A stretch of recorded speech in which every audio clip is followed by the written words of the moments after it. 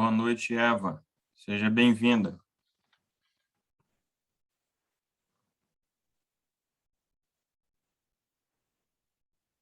Boa noite, Joel. Seja bem-vindo. Deise. Vanderlei, seja bem-vindo.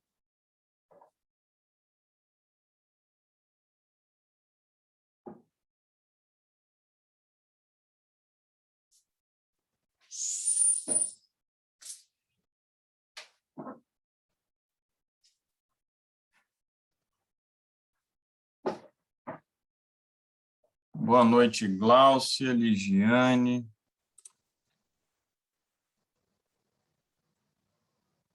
Nelson.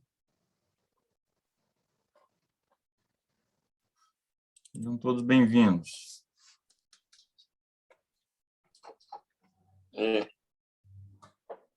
Tudo bem, Nelson? Tudo bem. E você, Rafa? Tudo bem? Tudo bem, graças a Deus. Continue em São Paulo, né? Aham. De novo. Muito bem. Né? Ali é a Elda com o perfil do Vanderlei. Que é isso. Uhum. Bem, então faltando 2 minutinhos aí, eu quero aproveitar aí para falar desse projeto aí, o Manifesto do Sábado Climático do 7º Dia. Nós estamos aí promovendo esse material, né? E vamos pensar em alguma ação aí de distribuição de livros, né? O Grande Conflito, e dentro colocar esse manifesto, né? Basicamente fala aí do que nós acreditamos, né, em relação ao sábado, em conexão com os últimos acontecimentos, né? Pode falar, Nelson.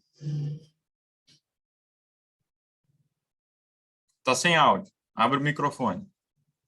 Não, é que eu levantei a mão, mas foi sem querer. Ah, Aí entrou outro com o Nelson aqui também. Deixa eu abaixar. E abaixar a mão aqui. Foi sem querer. o outro é Nielson. É, Tudo bem. deve ser isso. Tudo isso. Perfeito. Então, nós sabemos, né, que o mundo aí protestante, junto com os católicos, né, tem levantado aí a bandeira do Domingo do Clima. Opa! E é por isso, então, que surgiu essa iniciativa. Essa iniciativa do Sábado Climático, então fica aí essa ideia, né? Os irmãos podem compartilhar aí nas redes sociais esse material e vamos pensar também aí numa ação aí até o final do ano, quem sabe, numa distribuição aí de livros, né? E dentro aí esse panfleto, certo? Nós temos que estar atentos aí aos acontecimentos e precisamos reagir, né, a tudo que está acontecendo e levar a informação, né? A mensagem, as 3 mensagens angélicas, né? Para isso que nós fomos chamados. Muito bem, 14 participantes, 19 horas, né? Nós mantemos aí o compromisso com a pontualidade. Vamos começar com oração, como sempre. Ligiane, você está me ouvindo?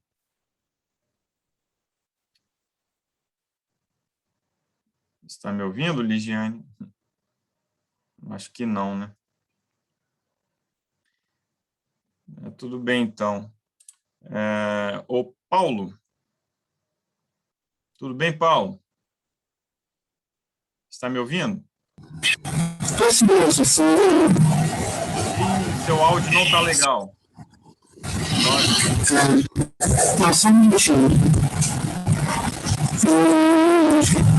Ô, Paulo, no final aí eu tento, então, te chamar, então. Eu na verdade, estou buscando. Não, Paulo, seu áudio não está legal. Vamos deixar para outro momento, Paulo. Não está legal, não. Vamos começar, então, com a oração inicial. Ligiane, não sei se está ouvindo agora, acho que não.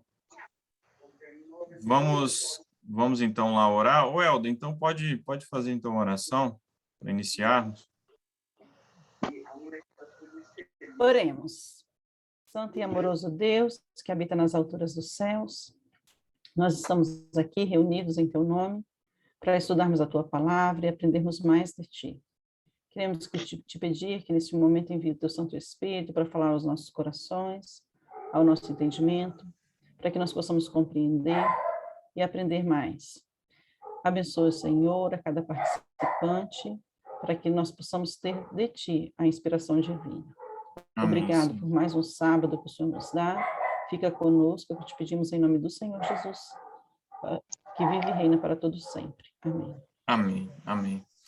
Então, olha, mais uma vez, né,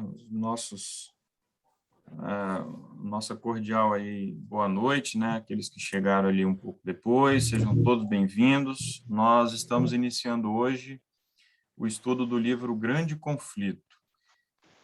Esses estudos serão gravados, né, essa reunião tem sido gravada, e vamos disponibilizar no YouTube, caso alguém depois queira assistir, como foi o nosso primeiro encontro, né, que nós traçamos ali os planos, né, para esse estudo, para essa série, e falamos um pouco sobre a relevância do livro Grande Conflito, o contexto histórico ali em que ele foi escrito. Se você tiver interesse, né, você já pode procurar lá no canal, nosso canal lá do YouTube. Para quem ainda não se inscreveu, quem não conhece, é o canal do projeto Upomone. Upomone é a palavra lá do grego para perseverança. Quando a gente lê lá no Apocalipse, né, perseverança dos santos, é a palavra upomone, no grego, né? Que, na verdade, a tradução mais literal seria resistência constante, né? Então, remanescente é aquele que está resistindo constantemente.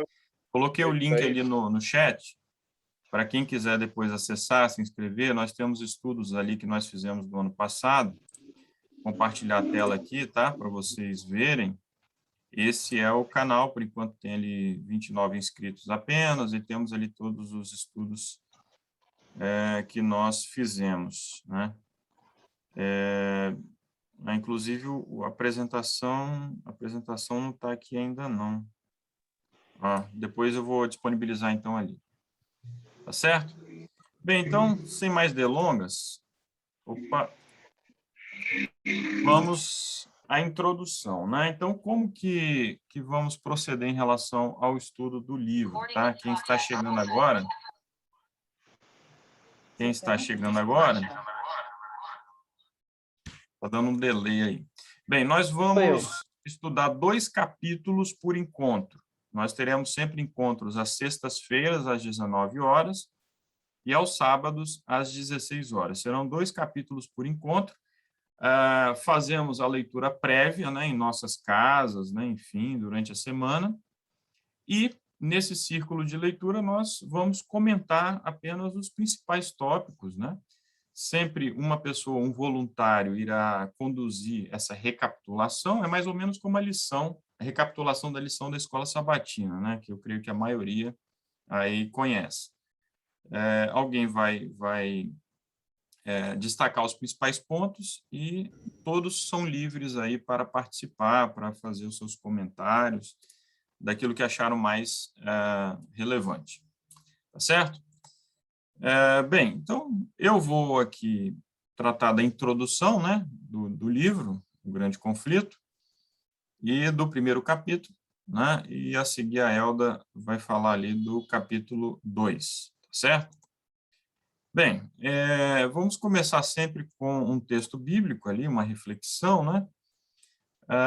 Eu trouxe aqui 2 Pedro, capítulo 1, verso 21. Porque a profecia não veio no tempo antigo por vontade de homem algum, mas os homens santos de Deus falaram à medida que eram movidos pelo Espírito Santo. Talvez você notou um pouco diferente ali a tradução, porque nós estamos seguindo aqui a versão King James 1611, né, que era a versão que, inclusive, Ellen White mais usava, né? A versão King James. Então, essa introdução vai destacar ali o papel da profecia, né? A própria produção do livro, né? Como o livro O Grande Conflito foi redigido, né? Ellen White foi inspirada a escrever esse livro e ela comenta um pouco como se deu a produção desse livro, além de falar da própria importância, né, das Sagradas Escrituras, das profecias, certo? Deixa eu ver ali se já há alguma... Bem, alguém falou que está áudio, o áudio está baixo. O que vocês dizem aí? Está baixo para todo mundo ou não?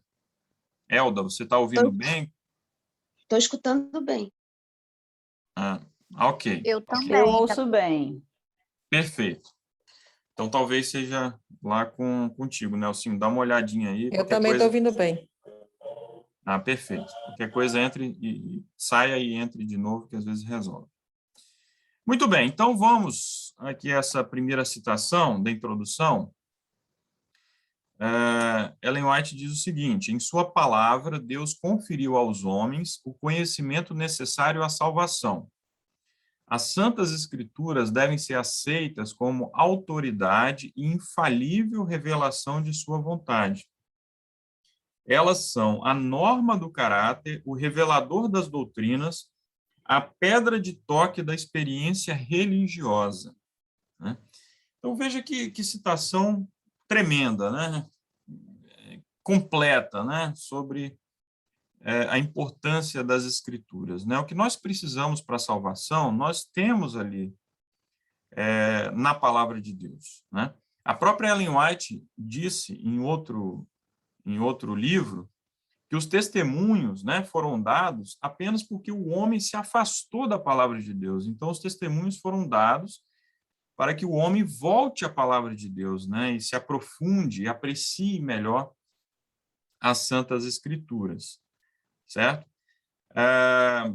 Temos que entender a Bíblia como autoridade. Nós vivemos hoje numa época de relativismo, em que a autoridade é muito questionada, isso em todos os contextos, né? O contexto religioso, o contexto político, social.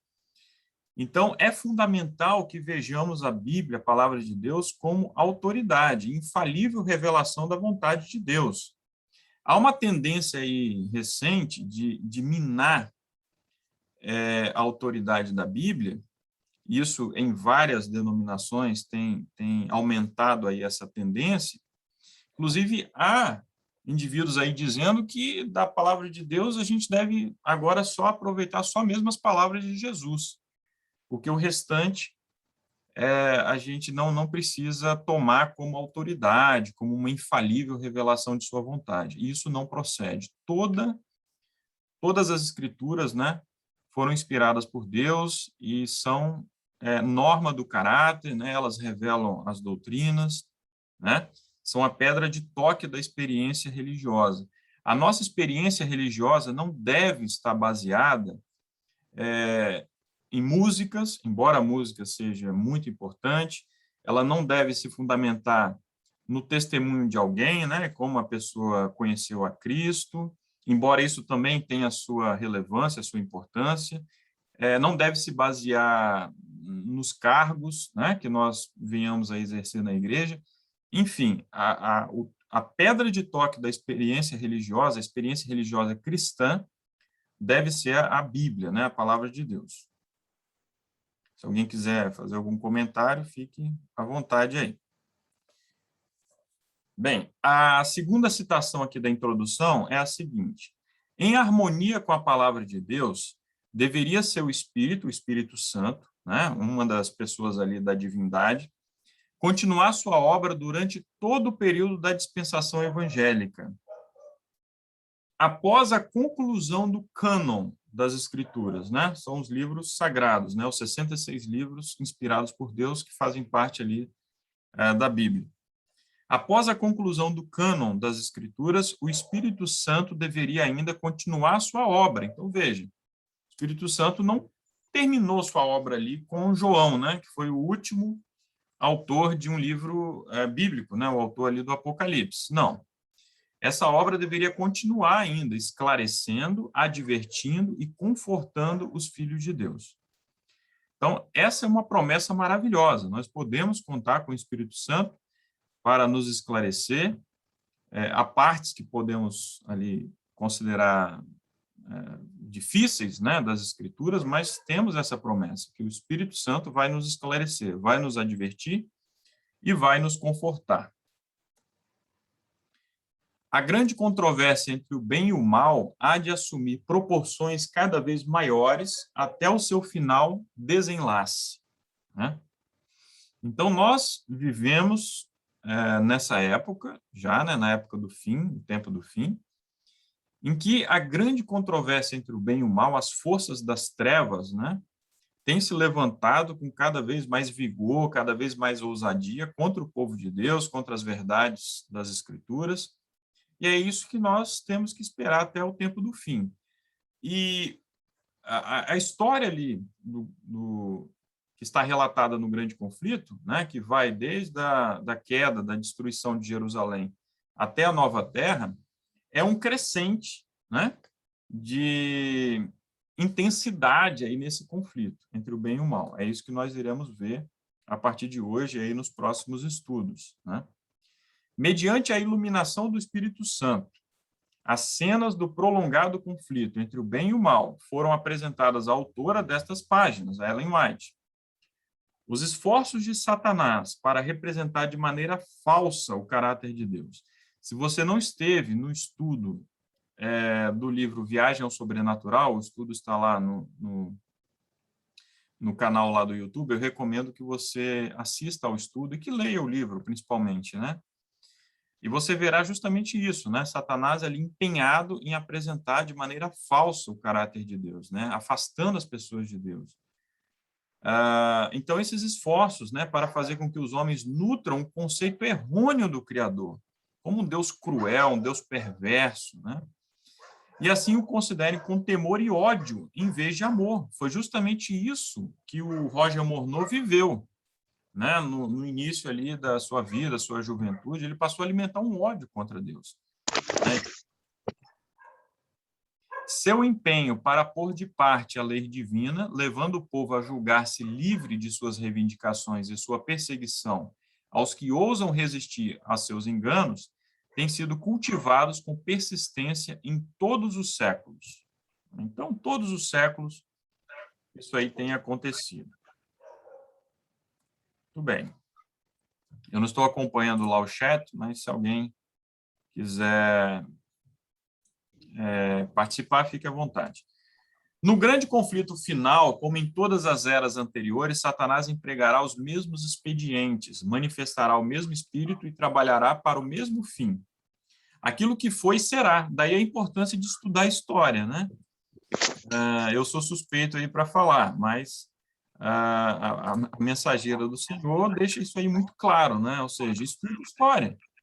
Por quê? Nós temos que conhecer as estratégias do inimigo para estarmos seguros ali em Deus, né? Sabermos ali como agir. E para você saber como o inimigo trabalha as suas estratégias, é só você estudar a história, certo? Satanás empregará os mesmos expedientes, manifestará o mesmo espírito e trabalhar para o mesmo fim. Aquilo que foi, será, com exceção de que a luta vindoura se destacará por uma intensidade terrível, tal como o mundo jamais testemunhou, certo? Então fica a pergunta, você tem se preparado para essa luta de intensidade terrível, tal como o mundo jamais testemunhou? Nós temos nos preparado, né? Fica aí essa reflexão, porque temos que ter um preparo maior do que o preparo dos apóstolos, um preparo maior do que dos cristãos primitivos, um preparo maior do que dos valdenses, né? Esse deve ser o nosso preparo aí no tempo do fim. Desdobrar as cenas do grande conflito entre a verdade e o erro, revelar os ardis de Satanás e os meios por que lhe podemos opor eficaz resistência, apresentar uma solução satisfatória do grande problema do mal, derramando luz sobre a origem e a disposição final do pecado, de tal maneira a manifestar-se plenamente a justiça e benevolência de Deus em todo o seu trato com suas criaturas e mostrar a natureza santa e imutável de sua lei. Eis o objetivo deste livro. Então, esse é o objetivo do livro O Grande Conflito. Você que, porventura, está tendo o primeiro contato agora, se você se interessa por esses temas, esses assuntos aí, que nós acabamos de comentar aqui, né? Se você está interessado ali em saber quais são os ardis de Satanás para você poder resistir a esses ardis, se você quer saber qual é a solução para o grande problema do mal, se você se incomoda com a injustiça, com a violência, com a perversidade desse mundo, com a corrupção, se você quer saber qual é a solução para isso, se você quer saber sobre a disposição final do pecado, né? Sobre a justiça e a benevolência de Deus, se você quer conhecer mais sobre a sua imutável e santa lei, então nos acompanhe, né? Ao longo aí dos próximos estudos, certo? Bem, aí eu trouxe aí essa reflexão aí também, né? Onde estão os cristãos que levarão a sério a sua palavra, né? Que chorarão, jejuarão e o buscarão até que haja uma promessa de sua presença. David Wilkerson, né? Fica aí essa reflexão, né? Porque esse é o tempo, né? De estudarmos mesmo a sério aí a palavra de Deus. Bem, essa foi a introdução. Algum comentário? Alguém gostaria de fazer aí alguma reflexão? Estamos com 28 participantes, né? Deus seja louvado por isso. Eu acho interessante, Rafael, é a parte que ela fala assim que o que nós vamos enfrentar é pior do que o que foi enfrentado já, né? A história nunca testemunhou o que nós vamos enfrentar. Eu fico pensando, a gente às vezes com uma dorzinha de cabeça, a gente já se incomoda, fica de mau humor, imagina para enfrentar tudo isso, quanto que nosso caráter tem que ser preparado para isso. Verdade, verdade. Né? E eu tive a oportunidade de estudar ali com um pouco mais de profundidade a perseguição aos cristãos no Império Romano. E, irmãos, algo pior do que aquilo, né? Assim, estudei também bastante, tenho estudado, por exemplo, as experiências aí dos cristãos nos países que têm regimes comunistas, né? União Soviética, Romênia, China, enfim. Para imaginar algo pior do que isso, né, uma provação maior do que essa, realmente será assustador, assim, para quem não estiver preparado, né? Daí a necessidade de nos prepararmos a cada dia, né? Muito bem. Algum outro comentário ainda sobre isso que nós vimos aí na introdução?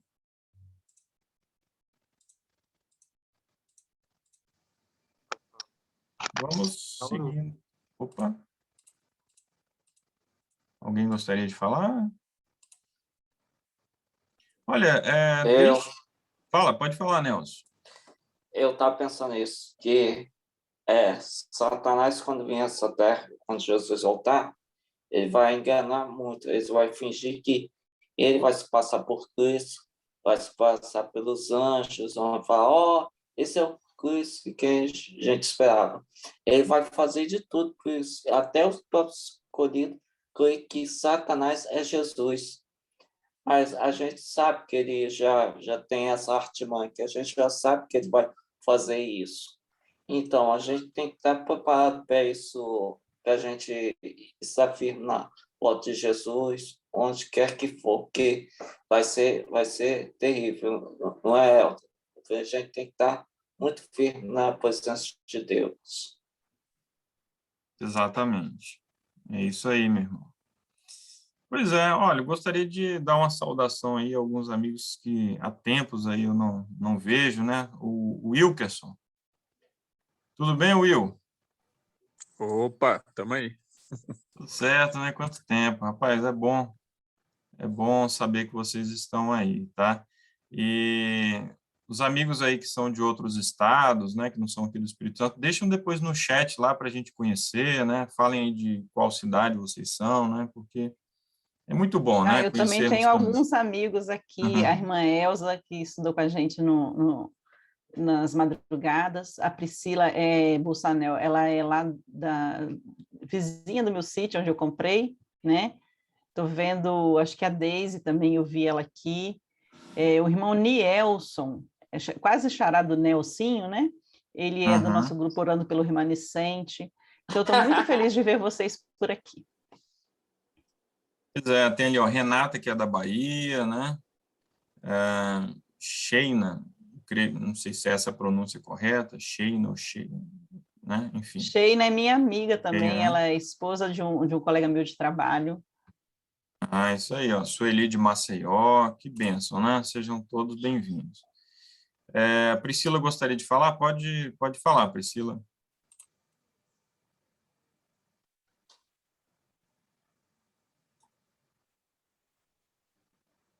Priscila, não sei se ela está ouvindo, ela levantou a mãozinha ali, não sei se foi por engano. Talvez seja por engano. Isso, vamos seguindo então. Qualquer coisa mais à frente pode manifestar. Nielson, quer falar? Pode falar. Boa noite, meus queridos. Boa noite. É uma citação aqui de Ellen White, do livro Preparação para a Chuva Serôdia, que eu achei bem interessante, que ela fala assim: o maior perigo do homem está em se enganar a si mesmo. A única esperança para os laodiceanos é uma clara visão de sua condição diante de Deus, o conhecimento da natureza de sua enfermidade. Nem são frios nem quentes, ocupam uma posição neutra e, ao mesmo tempo, lisonjeiam-se de não necessitar de coisa alguma. Que direi a fim de despertar o povo remanescente de Deus? Foi-me mostrado que estão diante de nós terríveis cenas. Satanás e seus anjos estão reunindo todas as suas forças para carregar sobre o povo de Deus. Sabe que se eles dormirem um pouco mais, está seguro quanto a eles, pois é certa a sua destruição. Eu achei interessante aqui esse dormir. Teve o filme agora que foi lançado, né? Teve maior comentário sobre esse filme. E lá eles comentam, né, que eles devem destruir os monstros, né? E colocam uma data, porque eles estão dormindo, para não despertá-los, para eles não despertar, tem que matá-los, né? E eles dão uma data disso, né? Eu acho interessante Satanás, ele dá os sinais, né, o que ele quer fazer, né, através dos filmes, desenhos, enfim, seriados. Ele mostra o que ele vai fazer, né? Ele copia Deus. E ele quer fazer com que o povo de Deus continue nesse estado de morridão, letargia, paralisia espiritual, entende? Para que as pessoas não percebam seus arquivos, né? E assim possam ser enlaçadas, possam ser desviadas, desqualificadas, assim como Roger Morneau menciona no seu livro, que a missão de Satanás é desqualificar o povo de Deus para o céu. Então, ele está desqualificando muitos cristãos, muitos adventistas, dessa preparação, né? E assim conseguir enlaçá-los na armadilha que ele tem preparado nesses últimos. Muito bem, obrigado, irmão Nielson, né? Sobre esse filme aí, aqueles irmãos que ainda não conhecem, o canal Terceiro Anjo, né? Temos ali um vídeo do Walter Veit fazendo um comentário aí sobre esse filme. Se eu não me engano, é A Guerra do Amanhã, né? Algo assim. Filme que saiu aí recentemente e tem algumas alusões a esse grande conflito aí final, né? Então fica essa dica aí para depois você assistir essa apresentação ali do Walter Veit. Muito bem, meus irmãos, vamos avançando. A primeira parte do livro, o livro Grande Conflito, tem 4 partes, tá? A primeira parte chama-se O Destino do Mundo. E o primeiro capítulo do livro, né, é Predito o Destino do Mundo, certo? Bem, vamos começar então com esse texto, Mateus 24, verso 2. Mateus 24 é um capítulo fantástico, né, com muitas profecias ali. tanto relativas à queda de Jerusalém quanto aos últimos acontecimentos antes da volta de Jesus, né? E ali temos o seguinte: mas Jesus lhes disse: não vedes estas coisas? Na verdade, eu vos digo que não ficará aqui uma pedra sobre a outra que não seja derrubada. Né? Os discípulos foram apresentar a Cristo ali o templo, né? As estruturas do templo, o templo magnífico, né? E Jesus, então, fala isso ali para eles. Bem,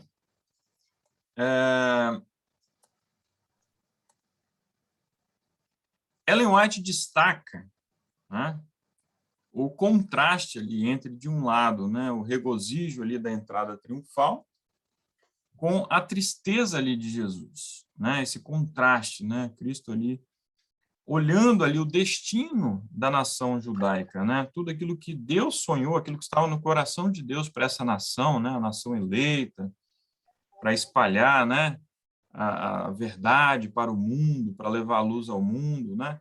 E como essa nação rejeitou o próprio Filho de Deus e acabou selando ali o seu destino, enfim.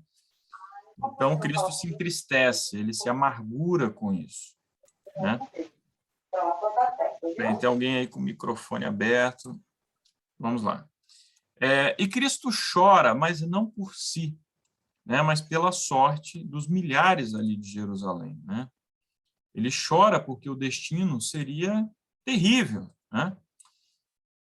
Bem, isso ali entre as páginas 17 e 18. Jerusalém poderia ter permanecido para sempre como a eleita de Deus, né? A cidade eleita de Deus, né? O povo separado ali de Deus para iluminar o mundo, né? O próprio Filho de Deus foi enviado para instar com a cidade impenitente, né? Então, o Verbo se fez carne, né? Deus andou ali durante 3 anos e meio, né? Isso sem falar antes, né, na sua vida anterior, mas 3 anos e meio ali de ministério em favor dos judeus, né? Lembre-se que Jesus veio para os judeus, certo? No sentido de pregar para os judeus. Cristo praticamente não saiu ali da Judéia, né? O ministério dele se concentrou entre os judeus, mas os judeus o rejeitaram, afinal, né? Bem, apesar de 3 anos de ministério, né, Israel se desviara de seu melhor amigo e único auxiliador, né?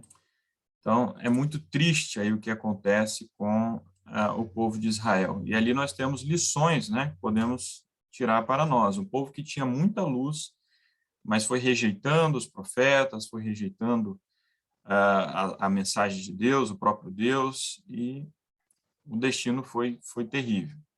Nos castigos prestes a cair sobre seus filhos, não via ele, não via Jesus, senão o primeiro gole daquela taça de ira que, no juízo final, deveriam esgotar completamente, né? Então, era ali uma prefiguração, era um tipo, né, do que viria no final, do que virá no final, né? Então, a rejeição à palavra de Deus, a rejeição aos profetas, a rejeição a Deus, é terrível, né? Traz consequências terríveis. O grande pecado dos judeus foi rejeitarem a Cristo. O grande pecado do mundo cristão seria rejeitarem a lei de Deus, fundamento de seu governo no céu e na terra, né? E nós sabemos que, rejeitando a lei de Deus, o mundo cristão aí rejeita também o próprio Deus, o próprio Cristo, né? Porque Jesus falou: se me amardes, guardareis os meus mandamentos, né? João 14, verso 15, né? Então, não existe isso. Eu sigo a Cristo, mas eu não quero saber da lei de Cristo. Não, temos que aceitar Cristo e sua lei, Cristo e suas doutrinas, certo? O movimento ecumênico, atualmente, ressalta muito essa questão do amor ali ao próximo, amor a Jesus, mas procura minimizar, deixar de lado as questões doutrinárias, né, a própria lei, e isso é um perigo, né, certamente. O primeiro templo, o templo lá construído por Salomão, fora erigido durante o período mais próspero da história de Israel. Contudo, o Senhor declarou pelo profeta Ageu relativamente ao segundo templo: a glória desta última casa será maior do que a da primeira. E por que a glória do segundo templo seria maior do que a glória do primeiro? Será que o templo era mais magnífico, mais luxuoso, mais bem decorado do que o primeiro templo? Quem sabe aí, quem pode participar? Desculpa participar assim do nada, mas com certeza não era a magnitude que existia no segundo templo, porque quando a gente vê o pessoal, os antigos, quando eles vão reconstruir o templo, chorando, reclamando, porque o segundo templo não chegava aos pés do primeiro. A gente percebe que esta não é a situação. Então, Exatamente. já é um ponto a gente vê. Exatamente. Os anciãos, né, aqueles que chegaram a ver o primeiro templo e foram para o cativeiro e ficaram 70 anos do cativeiro e depois bem velhinhos ali vendo o segundo templo, né, eles choraram, né, porque realmente não era nenhuma sombra daquilo que tinha sido o primeiro templo. Agora, a glória do segundo templo foi maior porque o próprio Verbo, né, que se fez carne, o próprio Deus, né, Jesus, esteve lá nesse segundo templo. E por isso que a glória foi maior. Né? E Ellen White comenta, fala sobre isso, né, aí na página 24. Né?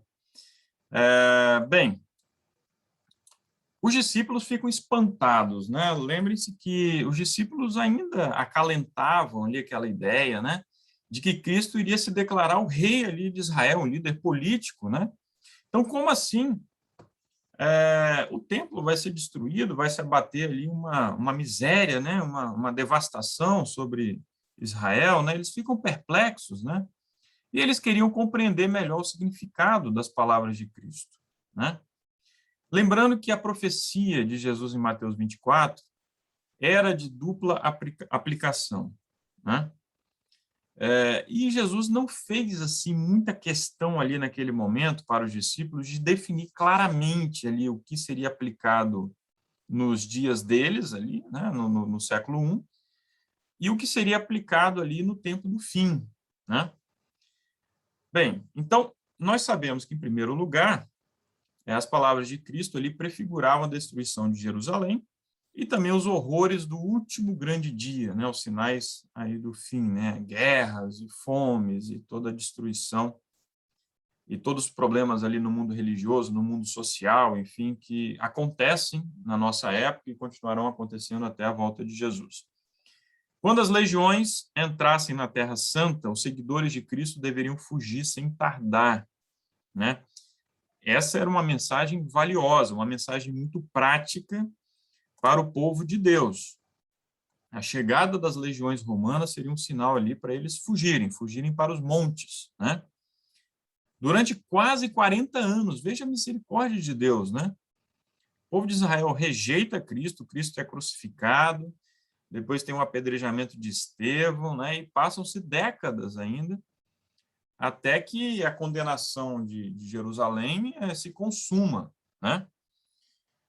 Então, o Senhor retardou, né, o seu juízo sobre a cidade e sobre a nação. Maravilhosa foi a longanimidade de Deus para com os que lhe rejeitaram o evangelho e assassinaram o filho. Né? Deus é muito longânimo, né? Ele nos ama muito realmente. Bem, o ódio e a crueldade dos judeus para com os discípulos de Cristo levaram-lhes a rejeitar o último oferecimento de sua misericórdia, né? Então, ali eles se fecharam completamente. Veja, depois de terem pedido a morte de Cristo, eles ainda poderiam ter se arrependido, poderiam ter refletido melhor, aceitado, né? Mas eles passaram a perseguir os discípulos de Jesus. E Jesus falou, olha, os discípulos não são melhores do que o mestre, né? Aquilo que eles me fizeram, eles vão fazer a vocês também, né? Se há algo assim admirável na mensagem de Cristo, que muitas vezes o mundo cristão esquece aí, ou quer esquecer, é que ele não promete um mar de rosas, né? Ele fala o seguinte, olha, quem quer me seguir, toma a sua cruz e siga-me, né? Então, ele deixou claro que os discípulos seriam perseguidos, né? E todos os discípulos de qualquer época, né? Sofrerão perseguição, né? Então, assim, sem a proteção de Deus, os judeus impenitentes, né? Os judeus que rejeitaram a mensagem de salvação, ficaram sujeitos às mais violentas e vis paixões suscitadas por Satanás.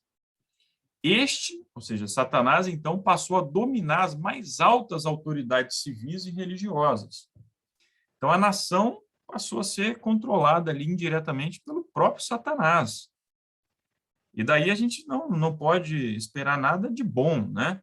A Bíblia diz, feliz a nação cujo Deus é o Senhor, né? Bem, todas as predições feitas por Cristo relativas à destruição de Jerusalém cumpriram-se com exatidão. E daí a importância também de estudarmos a história, as profecias, porque ao percebermos como as profecias se cumpriram com tamanha exatidão, a nossa fé se fortalece. Assim como as profecias se cumpriram no passado, elas se cumprirão no tempo do fim, não é? Bem, os judeus se rebelaram no ano 66, e Séstio, comandando ali algumas legiões, promove um primeiro cerco a Jerusalém.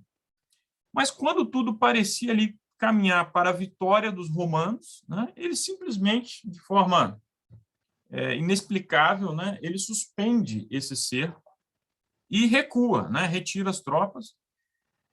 E ele, inclusive, ali ele é perseguido, né? Os judeus caem ali sobre a retaguarda dele, né? Sofreu baixas, né? Foi algo terrível ali, que depois vai alimentar muito ódio, desejo de vingança ali dos romanos, né?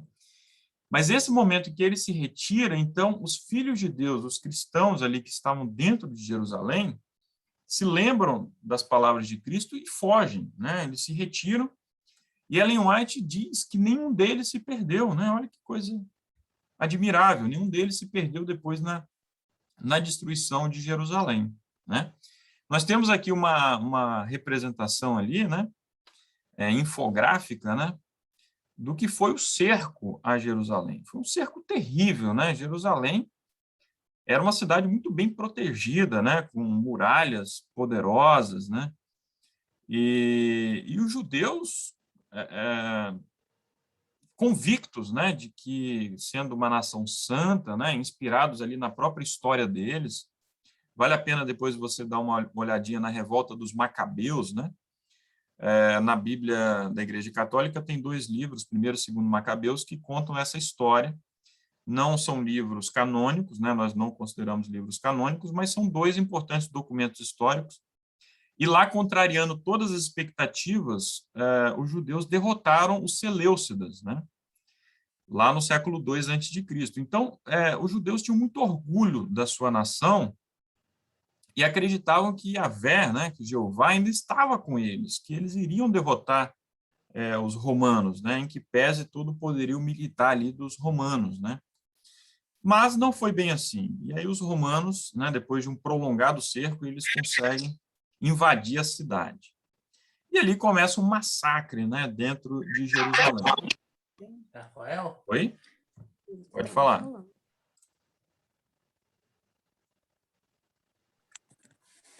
Fala de novo o som? Deu outra coisa? Bem, eu acho que deve ter sido um erro ali, um engano, né? Qualquer coisa a pessoa se manifesta daqui a pouco. Bem, então, Ellen White diz ali, o sangue corria como água pelas escadas do templo. Né? Muitos resolveram se abrigar lá no templo, né? E Ellen White fala, inclusive, de como Tito, né, o general que comandou esse último assalto ali a Jerusalém, esse último cerco, como ele queria preservar o templo, né? Ele chegou a propor aos judeus que eles se retirassem da cidade de Jerusalém e fora da cidade que eles então fizessem o combate para preservar a cidade, preservar o templo, né? Mas não teve jeito, né? Então o sangue corria como água pelas escadas do templo, milhares e milhares de judeus pereceram, né?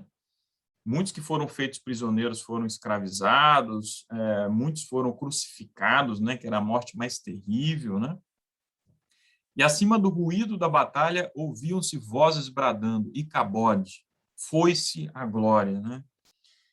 Então, essa aqui é uma declaração não de arrependimento, né, necessariamente, mas assim, um reconhecimento, né, de como a glória ali do templo e da nação judaica estava se esvaindo a partir de então, né?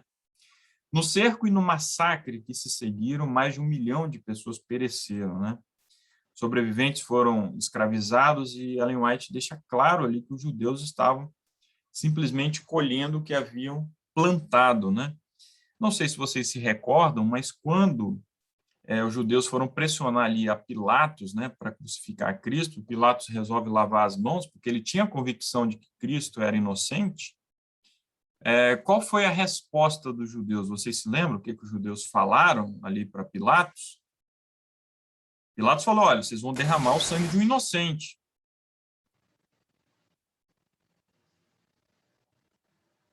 Eles disseram que não ia para casa dos filhos, né? Nós não conseguimos te ouvir, Paulo. Mas... Caia sobre nós o sangue desse inocente, sobre nós e nossos filhos, né? Caia sobre nós e nos nossos filhos. Então, eles clamaram, eles chamaram a maldição para eles, para os descendentes deles, né? Isso é muito triste, né? É claro que nada disso justifica a perseguição aí que vários governos, vários povos promoveram contra os judeus, né? De modo algum. Mas, enfim, os judeus, ao se afastarem ali de Deus, ali da graça, né, eles acabaram colhendo tudo isso daí, né? Muito triste a história do povo de Israel, certo? A destruição de Jerusalém constitui tremenda e solene advertência a todos os que estão tratando levianamente com os oferecimentos da graça divina. Então, fica essa lição para nós. O livro O Grande Conflito, o tempo todo, traz lições, aplicações para a nossa vida. Então, todas as pessoas que tratam de forma leviana as oportunidades de graça, né? Os apelos do Espírito Santo, a oportunidade de arrependimento, de santificação, todas aquelas pessoas que lidam de uma forma leviana, precisam ver a história ali do povo de Israel, e ver essa solene advertência, né? Eu me lembro agora também da história de Esaú, né? Que vendeu o seu direito de primogenitura por um prato de lentilhas, né? E depois, salvo engano, em Hebreus é dito o seguinte, que ele não obteve o arrependimento ali, enfim, embora com lágrimas tivesse buscado, né? Então, são solenes advertências, né, para todos nós. Acautelem-se os homens, para que não aconteça negligenciarem a lição que lhes é comunicada pelas palavras de Cristo. Opa! Assim como ele preveniu seus discípulos quanto à destruição de Jerusalém, também advertiu o mundo quanto ao dia da destruição final. E lhes deu sinais de sua aproximação, para que pudessem escapar, né? Para que pudessem escapar. Então, existem várias formas, ao longo dos nossos estudos, nós veremos que tipo de escape é esse daí, né? Vai desde uma ideia mais ampla, assim, teologicamente falando, né? Que é se agarrar à graça de Cristo, enfim, e chega até questões mais práticas mesmo, né? De fugir, né? Antes ali que a perseguição se abata sobre as cidades, fugir para o campo e coisas assim dessa natureza. Então, a gente vai ver mais informações sobre esse escape aí nos próximos estudos, né? Venha quando vier, o dia do Senhor virá de improviso aos ímpios, correndo a vida sua rotina invariável, encontrando-se os homens absortos nos prazeres, negócios, comércio e ambição de ganho, estando os dirigentes do mundo religioso a engrandecer o progresso e as vantagens do mundo, né? Olha só, líderes religiosos, né? Falando aí das glórias, né? Das coisas fantásticas do mundo. Meus irmãos, podemos avançar muito aí na pregação do evangelho, né? Com instituições, com alvos de batismo e etc., mas temos que nos lembrar que ainda estamos neste mundo, e o nosso alvo não é este mundo. E Cristo breve virá, né? E achando-se o povo embalado em uma falsa segurança, né? Lembre-se daquele texto, quando disserem a paz e segurança, né? Então, sobrevirá repentina destruição, né? Então, como o ladrão à meia-noite rouba na casa que não é guardada, veja, a casa que não é guardada, sobrevirá repentina destruição aos descuidados e ímpios, e de modo nenhum escaparão. Irmão Nielson, quer comentar? Fique à vontade.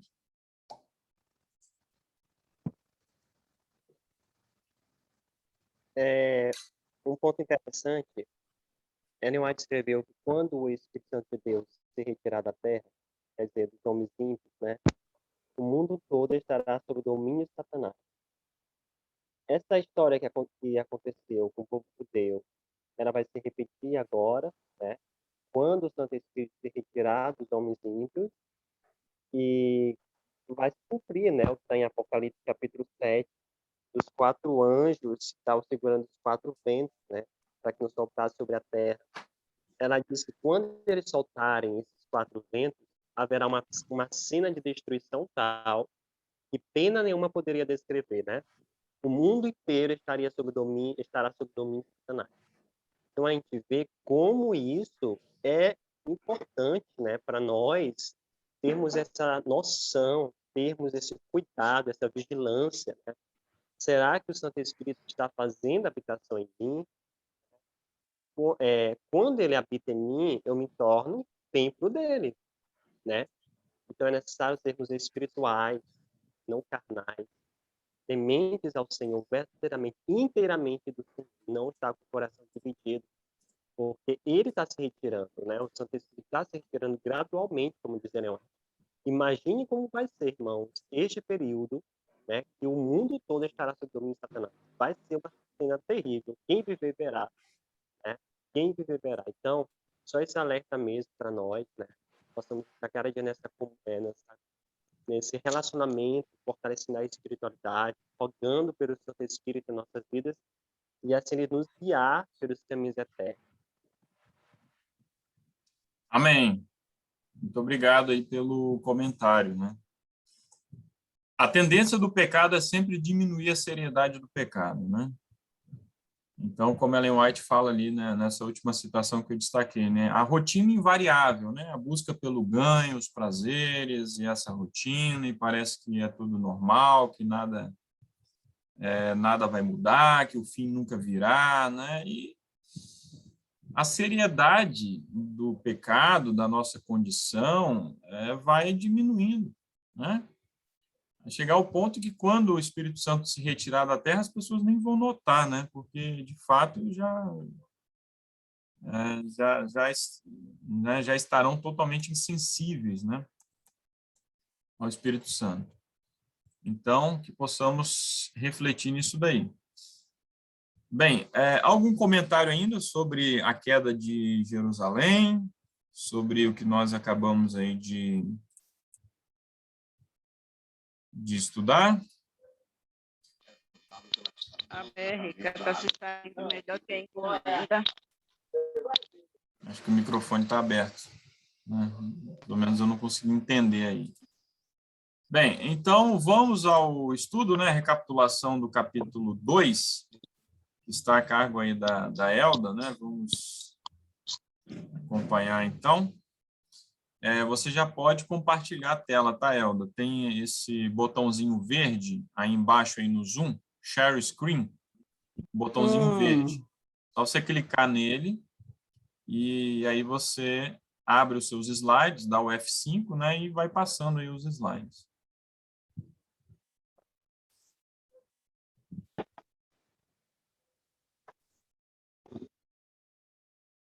Deu certo? Não deu não, né? Não, ainda não.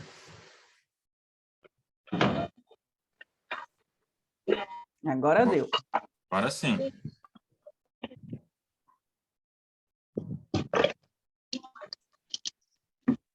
Acho que eu vou ter que colocar direto lá, né? Então, a gente vai começar... Vamos começar o capítulo 2, né? E o capítulo 2, ele fala do valor dos mártires. Eu separei 3 versículos de Mateus 24 para a gente meditar. O primeiro é Mateus 24, o verso 9, que diz assim: então vos hão de entregar para serdes atormentados e matar-vos-ão. Oi? E sereis odiados de Negócio todas... de peixe, Então vos hão de entregar para serdes atormentados e matar-vos-ão. E sereis odiados de todas as gentes por causa do meu nome. Aqui ficou um pedacinho que não era, né? E os outros 2 versos que a gente vai meditar aqui é o 21, que diz: porque haverá então grande aflição como nunca houve, desde o princípio do mundo até agora, nem tampouco haverá jamais. E o 22, que diz assim: e se aqueles dias não fossem abreviados, nenhuma carne se salvaria. Mas por causa dos escolhidos, serão abreviados aqueles dias. Então a gente louva ao Senhor, porque o Senhor, ele não faz nada sem antes deixar escrito o que ele fará. E nós sabemos que a gente vai ter momentos difíceis, mas nós sabemos que Deus vai abreviar esses tempos, nós vamos ser mortos, vamos ser perseguidos, vamos ter batalhas a enfrentar, mas que Deus estará com nós. Então, esse capítulo, ele vai falar um pouco sobre o que aconteceu ali com os mártires, né? Ele começa falando sobre a experiência do povo, que Jesus, ele revela aos discípulos dele como é que seria o fim, né? E ele fala como é que seria essa experiência que o povo teria desde o tempo que ele deveria ser tirado dentre eles, desde a ascensão de Jesus até a sua volta, o que ocorreria. Ele viu a tempestade de acontecimentos que iriam desabar sobre a Igreja Apostólica, porque a Igreja Apostólica, você pensa assim, os judeus, eles eram a única religião conhecida no mundo até então, assim, cristãos, né, que seguiam os ensinamentos de Deus, Jeová, até então. E quando Jesus vem, eles rejeitam a Jesus como seu instrutor. Então, dos apóstolos surge a Igreja Apostólica, uma igreja sem templo, a princípio, né? Mas uma igreja que aonde eles se reuniam, estavam ali o Senhor com eles. E essa igreja ia se multiplicando a cada dia, porque sobre eles desceu o Espírito Santo. Então, Jesus vai e mostra para eles, assim, nessa visão que ele tem com os discípulos, ele vai revelando a ele o que deveria acontecer com eles. Os seguidores de Cristo deveriam trilhar a mesma senda de humilhação, de ignomínia e sofrimento que seu mestre familiara.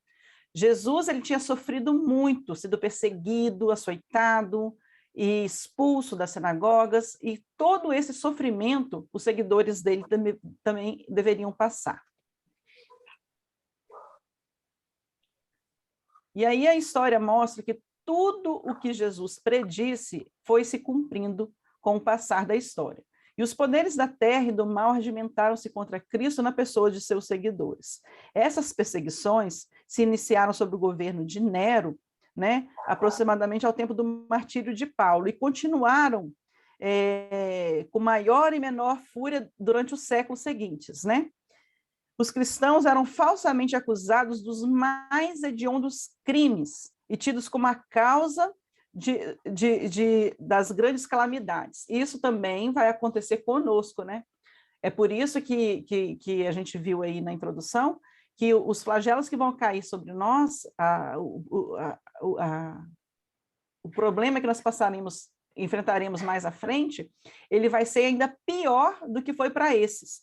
Mas, da mesma forma que os cristãos eram falsamente acusados de serem as pessoas que tinham, né, os crimes mais hediondos eram reputados a eles, os problemas de calamidades no mundo eram tudo reputado a eles, isso também vai acontecer com os que se mantiverem firmes agora no final.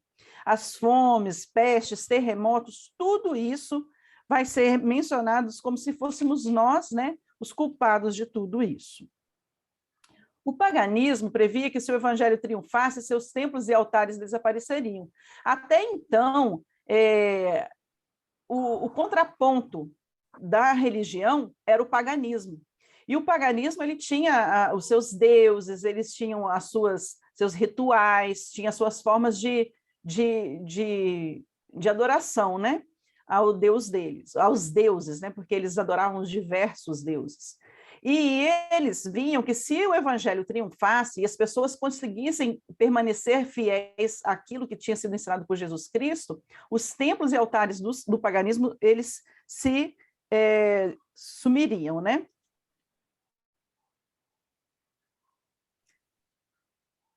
Então começou a acender assim as fogueiras da perseguição aos cristãos ali. Onde quer que os cristãos estivessem, né? Eles começaram a ser perseguidos. E os cristãos foram despojados de suas posses, expulsos de suas casas. E leia-se que quando a gente está falando que aconteceu assim com aqueles mártires, nós também seremos os mártires dos últimos momentos dessa história terrestre. E nós também vamos ser despojados de nossas posses, vamos ser expulsos de nossas casas, né? E eles, sem temer, eles suportaram grande combate e aflições. E experimentaram escárnios, açoites, cadeias, prisão. Tudo isso em nome de Cristo. Helder. Diz aqui ainda... Oi? Pode falar. Só um breve comentário, né? Esse ponto que você destacou, né, que os cristãos foram despojados de suas posses, expulsos de suas casas, e isso também acontecerá a nós, né? Daí a importância de não ficarmos ajuntando tesouros nessa terra, né? Nós somos orientados a juntar tesouros no céu. Então, que os nossos recursos, o nosso tempo, o nosso talento, que sejam aplicados para a pregação do Evangelho, para abreviar a vinda de Cristo, né? Que tenhamos sempre isso em mente, que seja o nosso alvo, né? Amém. Diz aqui ainda, o livro conta, né, que aonde quer que procurassem refúgio, os seguidores de Cristo eram caçados como os animais são caçados, para serem mortos mesmo. Eram forçados a procurar esconderijos nos locais mais desolados que podiam. E conta que até as catatumbas, elas proporcionavam abrigo para milhares de cristãos, porque na cidade de Roma, longas galerias tinham sido feitas através da terra e da rocha para o sepultamento de pessoas. E quando as pessoas iam nesses locais para poder sepultar os seus entes queridos, elas acabavam tendo ali como local de refúgio, né? Encontravam ali um lar. Aqui diz ainda assim, que o bom cristãos, muitos desses que foram mortos ali, quando Jesus voltar, eles vão ressuscitar e vão sair dessas cadeias que estavam ali prendendo eles, né? E desses locais, eles vão ressuscitar dali mesmo. Iniciando sob Nero, as perseguições prosseguiram durante séculos. Os cristãos eram falsamente acusados como causadores de fomes, pestes e terremotos. Denunciantes, por amor ao ganho, prontificavam-se em trair os inocentes, acusando-os como rebeldes e pestes da sociedade. Então, da mesma forma que haviam denunciantes para, naquela época, né, ganhando algum dinheirinho, denunciar as pessoas, assim também será conosco. Né? A nossa liberdade religiosa ela vai ser caçada de nós, as propriedades. Então, aonde a gente estiver, nós seremos também perseguidos, né? Por essas pessoas que vão nos perseguir agora no fim dos tempos. Eram caçados como animais, eu já falei que eles eram forçados das catatumbas, eu já falei, até pulei o slide, né? Eles sofreram as mais atrozes perseguições sem que reclamassem de coisa alguma. Eles não se queixavam de coisa alguma. E eu fico pensando, né, que a gente, pelo mínimo, nós reclamamos. Às vezes o almoço foi feito com todo carinho e a gente reclama ali de que eu não gostei do gosto do feijão, eu não queria comer essa comida hoje, eu queria aquilo, ou não queria outra coisa, e a gente, pelas mínimas coisas, a gente reclama. E esses que sofreram, os primeiros cristãos primitivos, que sofreram as mais atrozes perseguições, eles faziam tudo sem reclamar de nada. Eles se regozijavam de que fossem considerados dignos de sofrer pela verdade. e cânticos de triunfo acendiam dentre as chamas crepitantes. Quer dizer, enquanto eles eram colocados em chamas, no fogo, para serem queimados, destruídos, ainda assim, eles tinham um cântico, e eles achavam um prazer poder sofrer pela verdade, ou sofrer por amor a Cristo. Diz ainda que nulos foram os esforços de Satanás de destruir pela violência a igreja de Cristo. Por mais que a violência estivesse ali presente, e essa fosse a forma que, a princípio, Satanás via como uma forma de destruir os cristãos, ele viu que estava sendo em vão esses esforços da parte dele. Então, milhares eram aprisionados e mortos, mas outros surgiam para ocupar as vagas, porque na hora que um era morto por amor a Cristo, outro falava assim, nossa, que lindo esse evangelho, eu também quero fazer parte disso, e passava a seguir. Então, Satanás mudou a estratégia. O que Satanás fez? Ele levou os idólatras a receber parte da fé cristã, e faziam com que eles professassem aceitar Jesus, mas não tinham a convicção do pecado e não sentiam necessidade nenhuma de se arrepender ou mudar o coração. Como assim? Vamos lá. Como eu falei, os pagãos, na época, eles tinham vários deuses, e eles tinham estátuas. E essas estátuas eram os deuses deles, e eles adoravam essas estátuas por onde estivessem. Então, o que Satanás fez? Para esses pagãos não se converterem ao cristianismo, ele levou uma mistura, eles recebiam a fé cristã, mas ainda utilizavam os ídolos deles. Os judeus, quem era judeu, tinha já aprendido desde sempre que não se deve adorar outros deuses, não se deve fazer para ti imagens de escultura. Então, isso era muito claro para os judeus, mas para quem era pagão ou gentio, eles não tinham esse conhecimento. Então, o que eles faziam? Eles pegavam os deuses deles e, às vezes, por exemplo, faziam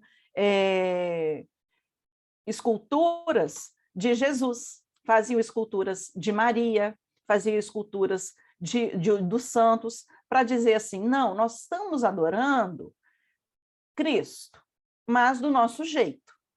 E aí eles professavam que tinham aceitado Jesus, mas não se arrependiam da forma com que viviam e continuavam sempre vivendo da mesma forma. E isso também ocorre hoje. Muitas pessoas se dizem cristãs, mas a sua vida, ela não reflete aquilo que ela disse que ela é.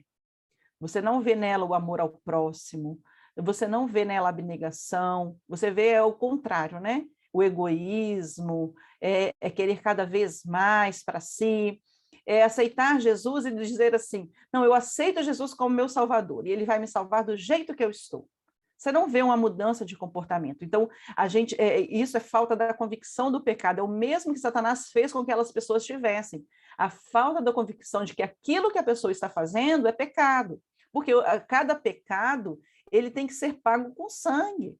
E cada pecado que nós cometemos, nós devemos nos arrepender, mudar o coração, né? E isso não acontecia porque Satanás influenciava que fosse assim.